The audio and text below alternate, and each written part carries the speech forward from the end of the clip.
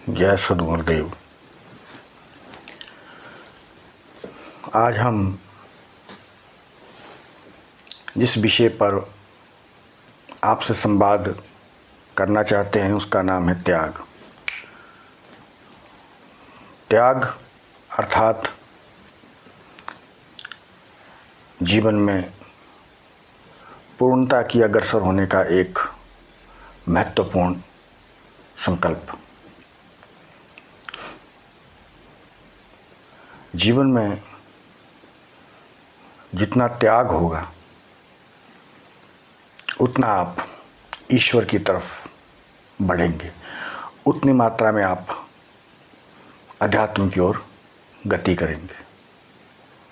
हमारे जीवन में बहुत बड़े बड़े ऋषि, सिद्ध, महात्मा, महापुरुष हुए हैं जिन्होंने अपने जीवन में कामनाओं का त्याग किया, इच्छाओं का त्याग किया, केवल आवश्यकता पर निर्भर रहे, क्योंकि आवश्यकता साधन है। और आवश्यकता क्या है हमारी? रोटी, कपड़ा और मकान। रोटी अर्थात सादा भोजन जिसमें प्याज लहसुन भी ना डालें, ऐसा सात्विक भोजन भगवान को अर्पित करके फिर वह प्रसाद बन जाता। प्रसाद सर्व दुखानां हानिरसोपजायते। फिर प्रसाद से सब दुखों की हानि होने लगती है, ऐसा भगवान कृष्ण जी गीता में कहें। दूसरा है कपड़ा। कपड़ा अर्थात सादा वस्त्र। खादी पहने या कोई भी सादा वस्त्र पहने, कोई ज़्यादा तड़क भड़क वाले वस्त्र पहनने से महानता प्राप्त नहीं हो जाती।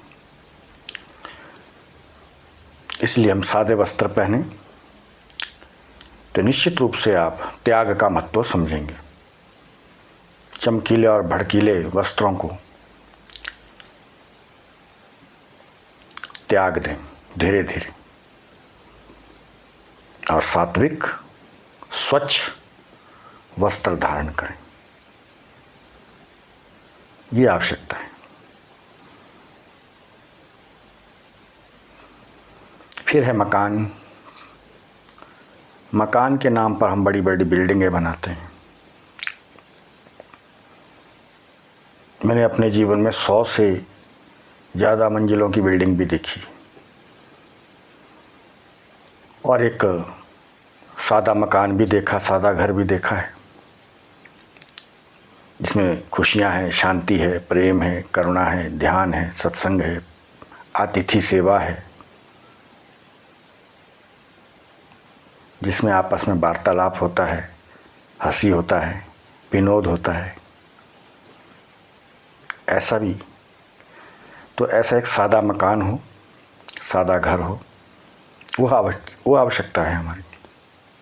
इच्छाएं तो ये है कि हमारे पास 500 घर हो, 50 घर हो, 50 बिल्डिंगें हो, एक दूसरी तीसरी, जितनी बनती जाएंगी उतना आगे फिर इच्छा होती है, उतना आगे सपना होता है, इमेजिन करते हैं और ऊपर आसमान, स्वर्ग की सीढ़ी बना दें।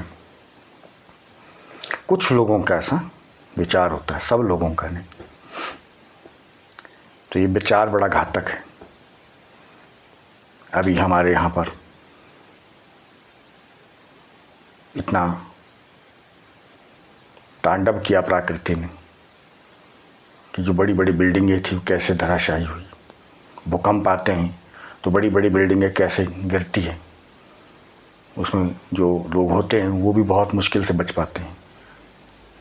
तो इसीलिए मेरा कहने का भाव है कि आवश्यकता है, यदि आपको अध्यात्म में चलना है, साधना मार्ग में चलना है, तो बड़े बड़े मकानों की बिल्डिंग की आवश्यकता नहीं है। और मैं ये भी नहीं कहता हूँ अपने साधकों से कि तुम झोंपड़ी में रहो, घास फूस की झोंपड़ी में रहो। हालांकि वो भी तपस्या है, लेकिन वो फिर एक बहुत सतीव की बात हो जाएगी, वो आप कर नहीं पाएंगे इतना।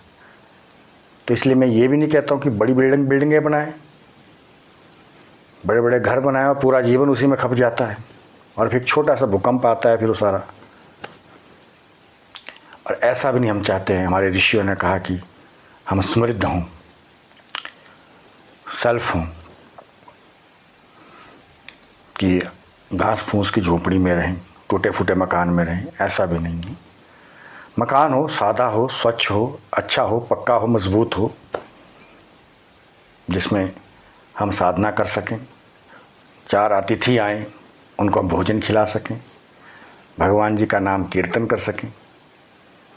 उस घर में, उस मकान में आनंद है। तो इसलिए रोटी, कपड़ा और मकान, ये आवश्यकता है मूलभूत। इसके अलावा जो है फिर वो हमारी इच्छाएं हैं, फिर वो कामनाएं बढ़ती जाती हैं, 1 2 3 4 5 6, हरि अनंत, हरि कथा अनंत। सो इसीलिए जीवन में त्याग, और त्याग का जो पाठ है मैंने सीखा है अपने सद्गुरुदेव पूज्य स्वामी निखिलेश्वरानंद महाराज जी से। उनके जीवन में महान त्याग है।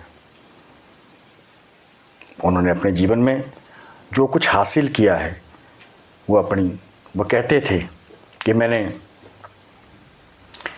वह जीवन जो मौज मस्ती का होता है, जवानी का होता है, युवावस्था का होता है, यंग लाइफ होती है, वह जीवन मैंने हिमालय में तपस्या करते हुए, उन पत्थरों में रगड़ते हुए, तपस्या करते हुए व्यतीत किया है।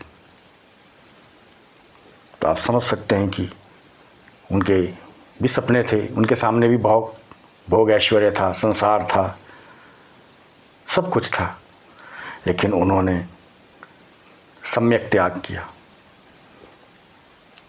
सम्यक त्याग किया कुछ विशेष पाने के लिए, उन साधनाओं को पाने के लिए, उस दिव्य ज्ञान को प्राप्ति के लिए जो उन हिमालय में उन ऋषि मुनि के पास था, उन दिव्य आत्माओं, दिव्य ऋषियों के पास था।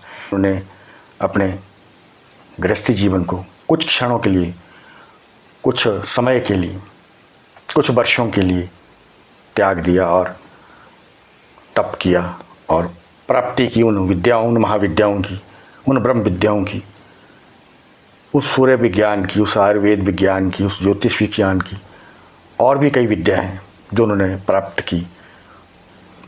वो तब जब उन्होंने त्याग किया, नहीं तो वो विद्याएं उन दिव्य ऋषियों के पास ही, वो हिमालय में, उन कंदराओं में, उन गुफाओं में विराजमान थी।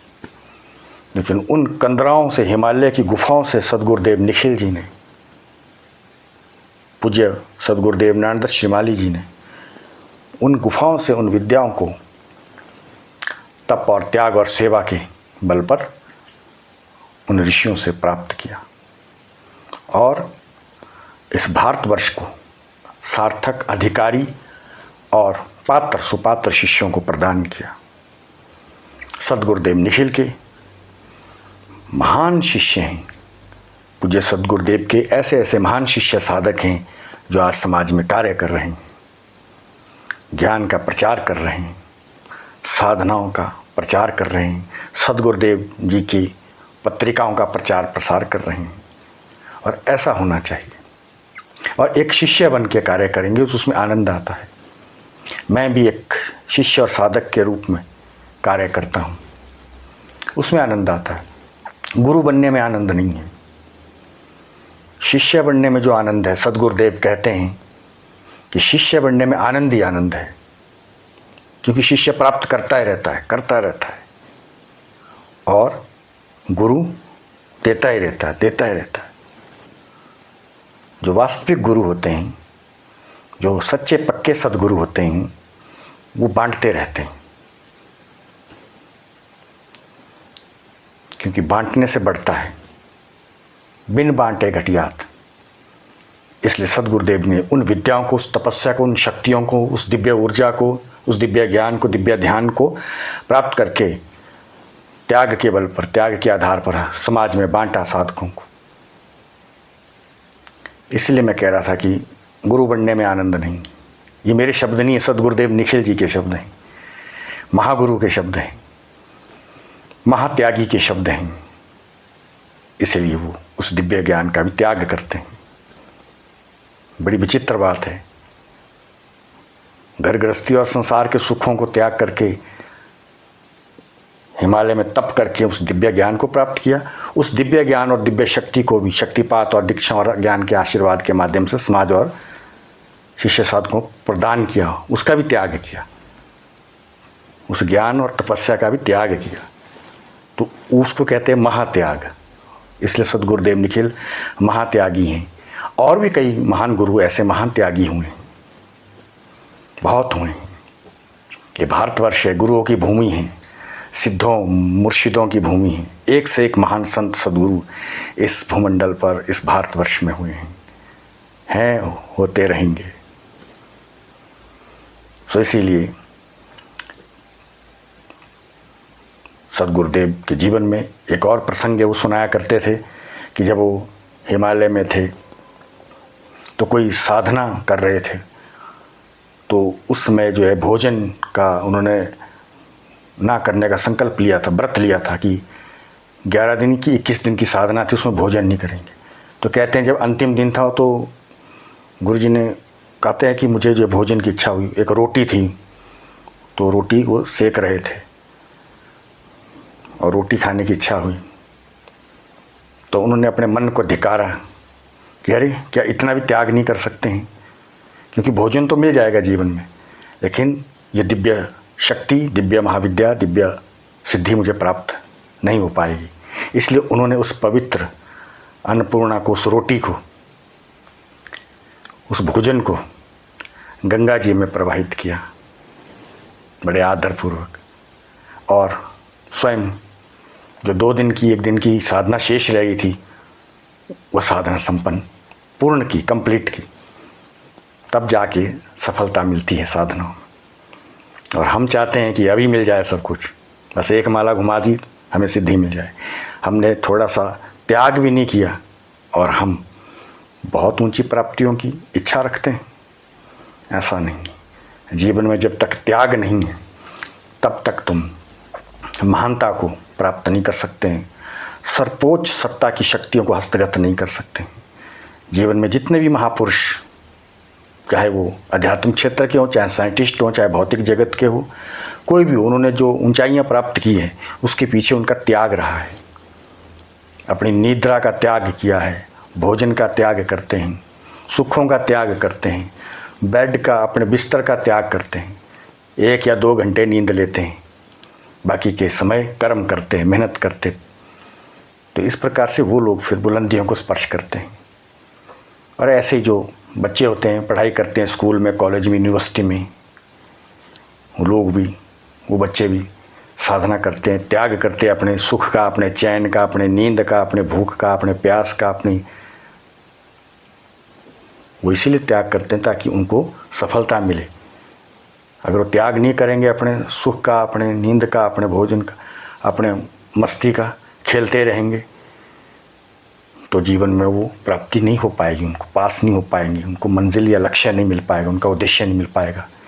इसीलिए त्याग, हर जगह त्याग है, हर सफलता के पीछे त्याग है और हर असफलता के पीछे जो है भोग विलास है। तो इसलिए भोगे रोग भयम रोगे मृत्यु भयम। इसलिए जीवन में बड़ा त्याग करने की आवश्यकता नहीं है, क्योंकि हम लोग साधारण व्यक्ति, एक गृहस्थी हैं, हमें थोड़ा थोड़ा त्याग के संकल्प लेने चाहिए। जीवन में थोड़ा सा त्याग, ये शब्द अब एक महान संत कहूँगा मैं, महापुरुष है मेरे लिए, आदरणीय अन्ना हजारे जी।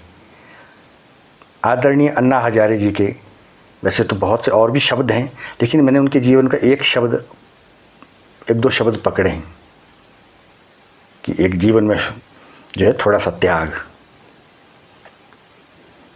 बहुत बड़ा त्याग नहीं बोल रहे हैं अन्ना हजारे जी, वो कह रहे जीवन में थोड़ा सा त्याग होना चाहिए और निष्कलंक जीवन, दिव्य चरित्र और ईमानदारी, हॉनेस्टी, ऐसे शब्द बोलते हैं। और खुद भी जो है व्रत और तप और त्याग किया करते थे। वो कई दिनों का उपवास किया करते थे, व्रत किया करते थे। क्यों? जन कल्याण के लिए, विश्व कल्याण के लिए, इस देश के लिए। तो इसलिए जहाँ से भी मुझे जो सूत्र मिलते हैं, जिस भी महापुरुष से, चाहे वो किसी भी वर्ग का हो, या अमीर हो, गरीब हो, कोई भी हो, किसी भी धर्म संप्रदाय का हो, जहाँ से भी मुझे ज्ञान के सूत्र, ज्ञान के मोती मिलते हैं, प्रकाश मिलते हैं, उसे प्राप्त कर लेता हूँ।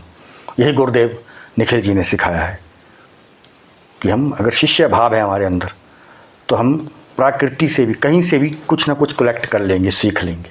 और यदि हमारे अंदर शिष्य भाव नहीं है, गुरु बनने की, नकली गुरु बनने की इच्छा है, तो हमारे सामने अगर साक्षात भगवान कृष्ण भी खड़े हों 64 कला पूर्ण, हमारे सामने श्री राघव सरकार, श्री राम जी खड़े हों, भगवान बुद्ध खड़े हों, या कोई भी भगवान खड़े हों, और हमारे अंदर शिष्यता नहीं है, तो वहाँ भी हम खाली रह जाएंगे, कुछ भी प्राप्त नहीं कर पाएंगे। इसलिए मुझे दत्तात्रेय जी का स्मरण आता है। उनके जीवन में उन्होंने प्रकृति से सब कुछ सीखा, क्योंकि उनके अंदर हृदय में शिष्य भाव था। इसलिए 24 गुरु जो उनके हैं, उनमें बहुत से गुरु प्राकृतिक हैं, पशु हैं, पक्षी हैं, नदी है, सूर्य है, चंद्र है, पृथ्वी है, भुजंग है। तो शिष्य भाव आपके अंदर कहीं से भी सूत्र प्राप्त कर लेंगे। शिष्य भाव नहीं है तो आपके सामने कितने बड़े महागुरु बैठ जाएं, आपके सामने बड़े बड़े सद्गुरु बैठ जाएं, बड़े बड़े शक्तिपात आपको करें, तो बात बढ़ने वाली नहीं। क्योंकि जब तक आपके हृदय में वो शिष्य भाव नहीं है, वो त्याग भाव नहीं है। और शिष्य का मतलब है त्याग।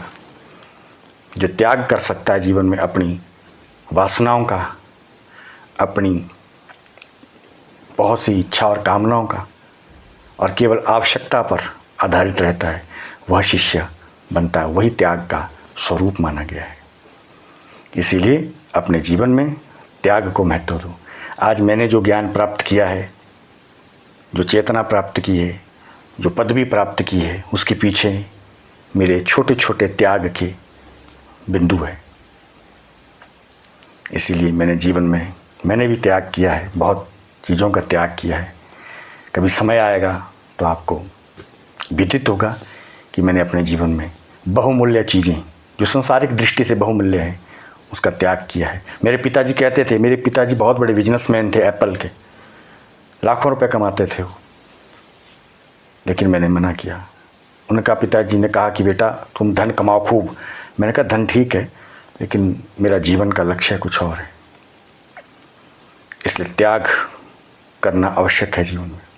धन भी जरूरी है जीवन में, लक्ष्मी भी जरूरी है जीवन में, क्योंकि भूखे मरने से जीवन नहीं चल सकता है। और बिल्कुल ही हम डूब जाएं भोग विलास में, उस धन में, उस ऐश्वर्य में पूरा जीवन, उसके लिए सच झूठ करें, वो भी नहीं। एक मध्यम मार्ग जो है उस पे चलें, जिसमें हमारे जीवन में भौतिकता भी हो, आध्यात्मिकता भी हो, इन दोनों का बैलेंस हो। मेरे सदगुरुदेव कहते हैं खाली अध्यात्म से भी नहीं पूर्णता की ओर, और खाली भौतिकता से, दोनों का बैलेंस होना चाहिए, तभी आप पूर्ण हैं, पूर्णता की ओर अग्रसर हैं। तो इसके बीच में त्याग है।